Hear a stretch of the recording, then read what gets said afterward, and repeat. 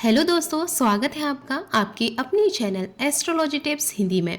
आज इस वीडियो में हम जानेंगे साल 2024 के शारदीय नवरात्र में अष्टमी और नवमी कब है, व्रत पारण का मुहूर्त क्या रहेगा, कलश विसर्जन का शुभ मुहूर्त, माता की चौकी कब हटाएं, कलश के नारियल को तोड़ें या फिर विसर्जित करें। दोस्तों, हिंदू धर्म में नवरात्र पर्व का विशेष महत्व होता है। नवरात्र के 9 दिनों में देवी दुर्गा के 9 अलग अलग स्वरूपों की विधि पूर्वक पूजा की जाती है। मान्यता है कि जो भी भक्त नवरात्र व्रत पूरी श्रद्धा भाव से रखता है उससे माता दुर्गा प्रसन्न होती हैं और उनकी सभी मनोकामनाएं जल्दी पूरी करती हैं। इस साल शारदीय नवरात्र 3 अक्टूबर दिन गुरुवार से शुरू होकर 12 अक्टूबर दिन शनिवार को दशहरे या विजयदशमी पर समाप्त होंगे। दोस्तों, नवरात्र के पहले दिन यानी पहले नवरात्र पर कलश की स्थापना पूरे विधि विधान के साथ की जाती है और इस दौरान पूरे 9 दिनों तक अखंड ज्योत प्रज्वलित की जाती है। कलश स्थापित करने से पूरे साल घर में खुशहाली बनी रहती है और समृद्धि के नए मार्ग खुलते हैं। जिस प्रकार कलश की स्थापना का महत्व है, उसी तरह से कलश को सही तरीके से विसर्जित करना भी काफी जरूरी माना जाता है।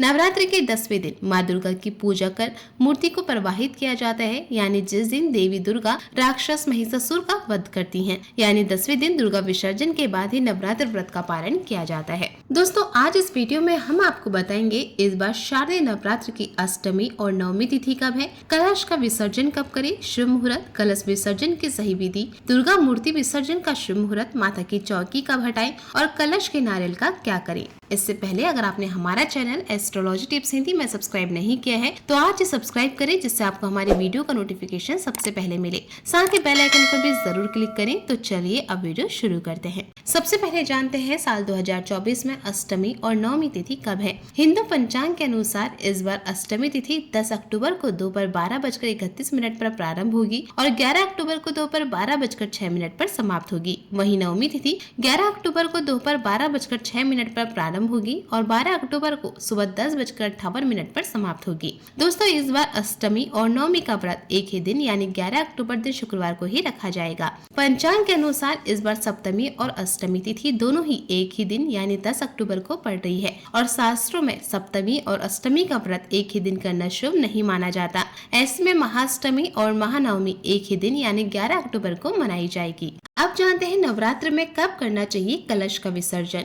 कलश का विसर्जन नवमी तिथि में कन्या पूजन के बाद या दशमी तिथि के दिन किया जाता है और यही दिन कलश उठाने के लिए शुभ माने जाते हैं। वे लोग जो नवरात्र में 9 दिनों तक व्रत का संकल्प लेते हैं, उन्हें दशमी के दिन ही व्रत का पारण और दुर्गा प्रतिमा का विसर्जन करना चाहिए। साल 2024 में दशमी तिथि 12 अक्टूबर को सुबह 10:58 पर शुरू होगी और 13 अक्टूबर को सुबह 9:08 पर समाप्त होगी। ऐसे में इस साल शारदीय नवरात्र में दुर्गा मूर्ति विसर्जन और कलश विसर्जन ये सभी कार्य 12 अक्टूबर दिन शनिवार को किए जाएंगे।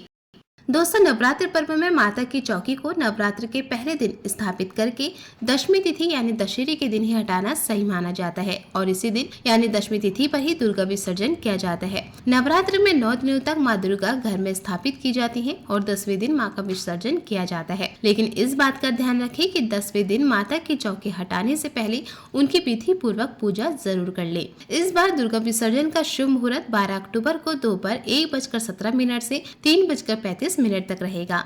अब जानते हैं नवरात्र पर कलश विसर्जन की सही विधि के बारे में।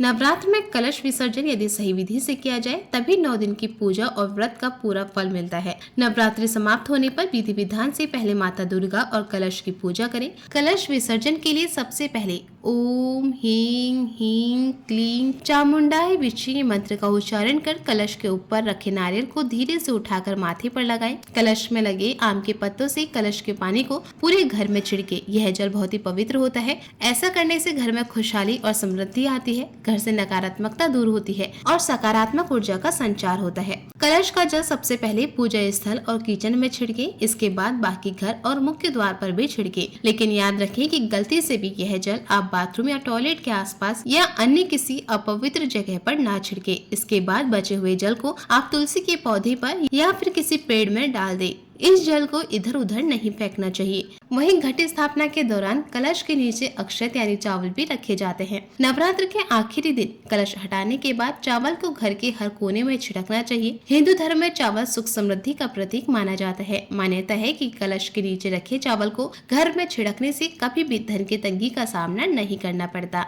दोस्तों, जानते हैं कलश पर रखे नारियल का क्या करें। कलश स्थापना के लिए जो नारियल कलश के ऊपर रखा जाता है उसे कभी भी प्रसाद के रूप में फोड़कर नहीं खाना चाहिए। मान्यता है कि जब हम देवी का पूजन करते हैं तो माँ उसी नारियल में आह्वान करती हैं, इसलिए इसे नहीं खाना चाहिए। प्रसाद के लिए आप बराबर में एक और नारियल रख सकते हैं। कलश में रखे हुए नारियल को माँ दुर्गा के साथ ही विसर्जित कर दिया जाता है। इसके अलावा आप चाहे तो इस नारियल को लाल कपड़े में लपेट कर पूजा स्थल पर भी रख सकते हैं। कलश के ऊपर रखा नारियल माता रानी का आशीर्वाद होता है। कलश स्थापना के दौरान यदि आपने कलश में सिक्का रखा है तो कलश विसर्जन के समय आप इस सिक्के को निकालकर अपनी तिजोरी या पर्स में डाल दें। ऐसा करने से दिन दूना रात चौगुना धन में वृद्धि होती है, कामकाज में बरकत होती है और आपके जीवन में धन की कमी नहीं होती। दोस्तों, उम्मीद करती हूँ कि वीडियो में दी गई जानकारियाँ आपको पसंद आई होंगी। अगर आपको यह वीडियो पसंद आई हो तो कॉमेंट बॉक्स में जय माता दी जरूर लिखिएगा। आगे की ऐसी लेटेस्ट वीडियो के लिए आज ही एस्ट्रोलॉजी टिप्स हिंदी में चैनल को सब्सक्राइब करना ना भूले। जय माता दी।